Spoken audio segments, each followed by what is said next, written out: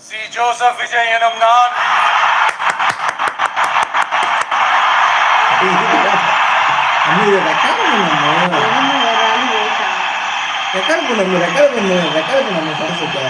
சட்டப்படி அமைக்கப்பெற்ற இந்திய அரசியல் அமைப்பின்பால்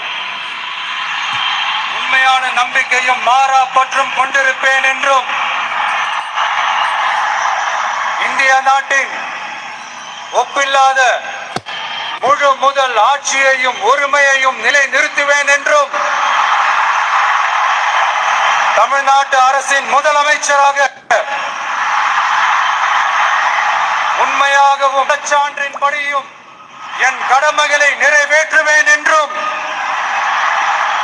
அரசியல் அமைப்பிற்கும் சட்டத்திற்கும் இணங்க அச்சமும் ஒருதலை சார்பும் இன்றி